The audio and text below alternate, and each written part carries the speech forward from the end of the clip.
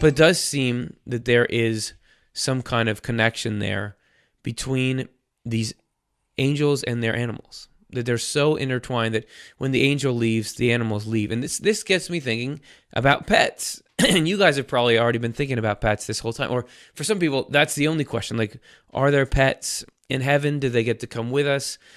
Why are you taking so long to address this?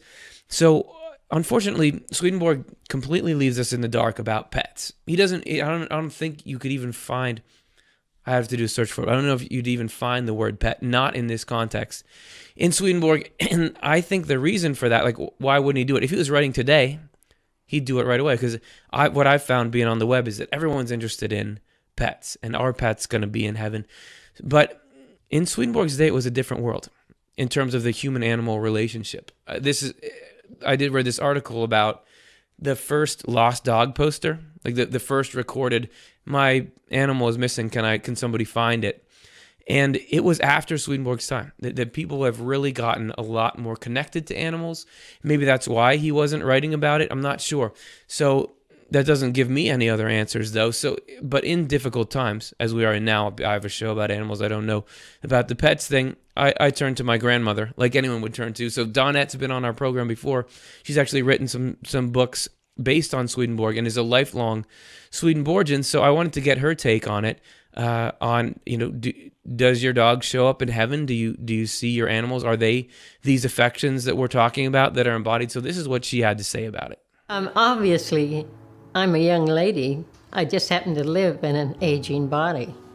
And we know that the body is not as real as who we are. Who we are is much more what we love and what we think. Not. If you cut off my arms, I'd still be me. Anyhow, so we love our pets, and they are a part of us in a way. And so when we go to the other world, they're a true reflection of our loves and spirit.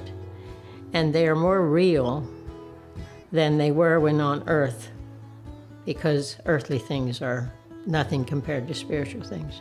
In the other world, they're a reflection of our true loves. So there's a connection, a deep connection with the animals that surround us in the spiritual world. So I believe that the pets we love in this world will be part of our life in the other world.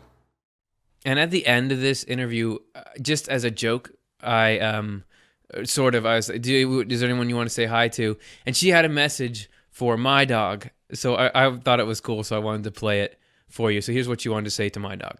I wanted to say something to Sprocket. Yeah. And assure him that, don't worry, if your owners die, you'll meet them in the other world. I thought that was funny. So there you go. It's going to be okay. Don't worry, boy. I'll be at the end of the tunnel waiting for you. But something you can definitely pull out of Swedenborg.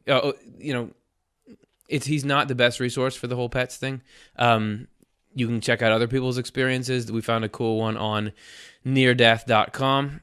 Check out Lynn's story. And she had some dogs. Her dogs show up in hers. But Swedenborg is not to be thrown aside because he gives all these fascinating details about how spiritual things work. And I think that one thing you can take away is that humans and animals have a more intimate connection than we ever could have thought. And this is from True Christianity 66. There are animals of every kind in that world meaning the spiritual world. They are likenesses of the feelings of love and the resulting thoughts that angels have. The same goes for tree gardens, flower gardens, and lawns and meadows there. The angels are also given insights about what feeling this or that object represents. Surprisingly, when their inner sight is opened up, they recognize an image of themselves in the things around them. This happens because all people are their own love and their own thought. In everyone, there are a variety of multiplicity of feelings and thoughts, some of which relate to the feeling embodied in one animal, some to the feeling embodied in another. Therefore, the images of the angel's feelings take shape in that way.